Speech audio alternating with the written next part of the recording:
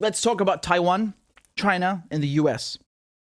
The United States has had a one China policy for the last 40, 50 years, right? So the idea is that there is only one China, and they do not support independence for Taiwan. Now, a few days ago, the State Department did something that really angered China, because if you look at the State Department website a few days ago, okay, so this page is called U.S. Relations with Taiwan, okay? It's the Bilateral Relations Fact Sheet. And you scroll down here, and they say very clearly, the United States does not support Taiwan independence. Now, if you go to the live website, that line is gone. They've removed it. And this has people really confused, because that is a very clear sentence, right? The US does not support Taiwan independence. Very crystal clear. As clear as it gets. And now they've put something very wishy-washy in its place. Right now, it says the United States has a long-standing one China policy, which is guided by the Taiwan Relations Act, the 3 US-China joint communiques, and the 6 assurances. So it's like kind of saying the same thing, but it's not as unequivocal, right? And the Chinese are angry about this. So this is from Reuters, May 10th. They say China rebukes the United States for changing Taiwan wording on State Department website. China's foreign ministry on Tuesday slammed the US for changing the wording on its State Department website about Taiwan, saying, quote, political manipulation will not succeed in changing the status quo over the island. The State Department website sanction, I'm so used to reading State Department with the word sanction. It says the State Department website section on relations with Taiwan has removed wording on not supporting Taiwan independence. So that's exactly what I just told you. Now, Washington say the update does not reflect a change in policy. China's government considers the democratically ruled island to be inviolable Chinese territory. Again, just for those of you, I realize this might be a little unclear geographically, so let's just pull that up on a map just so you understand what we're talking about here, okay? There you go. Okay, so China considers Taiwan to be part of China. Taiwan considers itself independent, and the US does not support its independence. But now, has that changed? I don't know. I really don't know. Now, the Chinese Foreign Ministry spokesman said there is only one China. Taiwan belongs to China, and the People's Republic of China is the sole legal government representing the whole country. So, Taiwan, they're actually basically just repeating everything I just told you. But I want to say something very, very clear after this quote from Ned Price. Ned Price said that while some of the wording may have changed, our underlying policy has not changed. We regularly do updates on our fact sheets. Our fact sheets reflect, in the case of Taiwan, our rock-solid unofficial relationship with Taiwan, and we call upon China to behave responsibly and to not manufacture pretenses to increase pressure on Taiwan. Now, I got to be honest, guys, because we are discussing international politics, international relations, and you can't look at something by itself. You always have to look at the context, okay? Now, when I'm seeing this, the first thing that comes to my mind is how just a few weeks ago, in April, a US delegation visited Taiwan, led by Lindsey Graham, none other. This is from The Hill. This is dated 15th of April. Lindsey Graham leads US delegation to Taiwan. There they are. They've just landed, okay? So, Lindsey Graham tweeted that the people of Taiwan are great allies of the US, and he called Taiwan a beacon of freedom in a troubled region. China, of course, was angry. They were angered by this. They say China is firmly opposed to any form of official exchanges between the US and Taiwan.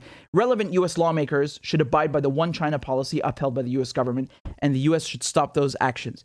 So, do you guys understand what's going on here? I hope this is clear enough to you, because just to sort of draw a very crude, rudimentary example or analogy. In the US, imagine if the Chinese were going to Puerto Rico, okay, they're sending a delegation to Puerto Rico, and they're not saying we consider Puerto Rico independent, but we have relations with Puerto Rico. Now, the United States, okay, for them, Puerto Rico is the US. It's a US territory. No matter the status, they view it as being American. It's US. So when you see the Chinese or a sovereign country, a foreign sovereign country, establishing ties with something that you consider part of your own, that confuses you, right? Because it looks like to you that they're trying to snatch it away or turn it against you. Do you understand the idea here? Again, this is very basic kind of, I'm just trying to draw some very, very basic example just so you understand the issue here. But it's very bad because when you look at the broader context, it's not looking good, man. Remember, a few days ago, you had this whole issue. The Chinese drawing up a security pact with the Solomon Islands. And then, of course, the Americans were very angry about that because they fear that the Chinese will put a military base in the Solomon Islands. Now, just to be clear, that pact does not talk or mention a military base. The idea is that it opens up the door to many sorts of and types of cooperation, and one of them could be a base, of course. So what you're seeing right now, just to recap the last sort of 6-9 months, the United States, the UK, and Australia formed a military alliance called AUKUS, which is very clearly aimed at China. China is potentially putting a base in the Solomon Islands. In any case, they have a security pact now with the Solomon Islands. The US is sending a delegation to Taiwan, changing its wording on the State Department website. It's not looking good, right? Now, of course, you could look at this and say, well, you've always had incidents like this, and you would be correct. You would be absolutely correct. This could mean a lot of things, and it could also mean absolutely nothing. This could just as well go back to normal tomorrow morning, and we wouldn't hear anything about Taiwan for many years. But, like I said, you should look at it in context. You should not look at this, oh, they just changed their stupid website. Why are you making a big deal about it? It's not about the fucking website. It's about AUKUS. It's about the Solomon Islands. It's about the delegation that went there last month. Do you understand how this works? This is how you know that they're brewing trouble, because you often have U.S. delegations viewing countries that the U.S. is about to send weapons to, right? And I think back to Syria when John McCain went into Syria illegally, right? And what do there? They go there and they speak to people and they say, oh, we're freedom-loving people and we're going to send you a bunch of weapons and all the things that you need to get rid of Assad. So he, of course, this is what I love about McCain, right? About the Republicans. They're always talking about, people are coming into our borders illegally, and then they just walk into Syria with no visa, right? So it's okay for them to violate other people's borders and send weapons there and so on. In any case, as that happened afterwards, we saw lots of weapons coming into Syria through the CIA to these moderate rebels who are basically Al-Qaeda, and they have ruined the country. And then if you go back, you'll see a video of Lindsey Graham, none other. Lindsey Graham, who went to Taiwan last month, in Ukraine in 2014, right? So you always have these congressional leaders, these delegations going to countries that they're just about to screw, okay? So that's how this works. And that's why, for me, it doesn't look that good. It doesn't really look so promising. I hope that nothing happens, obviously, because the best thing is to have a diplomatic solution, no war, and so on. You should keep in mind that when the U.S. has ties with Taiwan, they don't just have like a consulate there or something like that. This is also a place that they are ready to arm, right? So you could very well see something similar to Ukraine, where they're pumping weapons into Taiwan. Yeah, it's not far-fetched. And you could very well see the U.S. potentially using that against China. And one thing that I would remind you of, because if you're not really understanding the situation or you're a bit confused, one thing that you should always ask yourself is, who is going to who? Okay? Who is coming to the other person's doorstep? Is China coming to the United States? Or is China in the Florida Keys? Is China sending delegations to Puerto Rico? No, it's the United States that is sending ships and nuclear-powered submarines, not nuclear-armed, nuclear-powered submarines to Australia to put in the Indo-Pacific near China. It is the United States that is sending delegation to Taiwan, okay, which the Chinese consider their own country.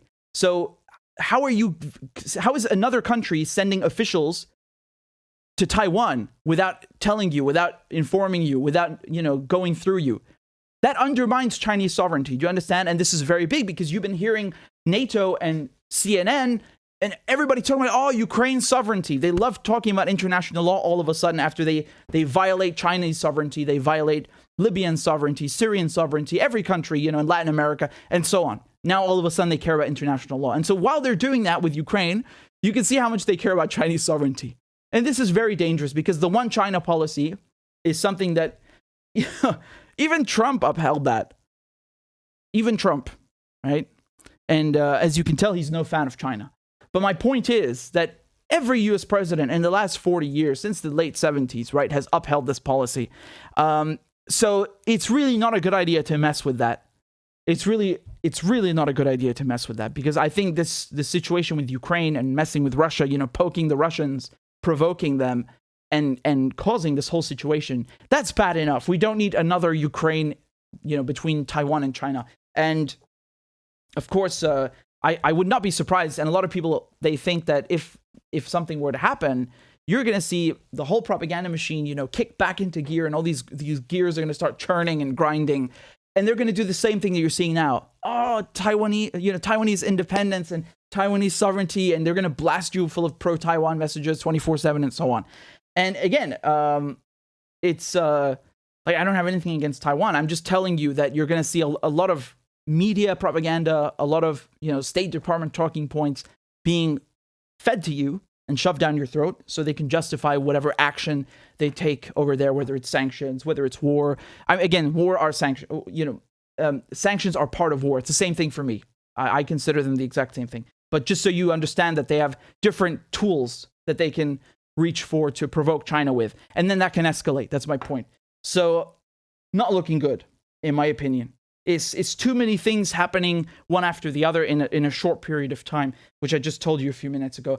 Doesn't look good to me, and really, there's enough war and suffering in the world. I really don't need any more, especially not with China, right? Messing with a country of that size.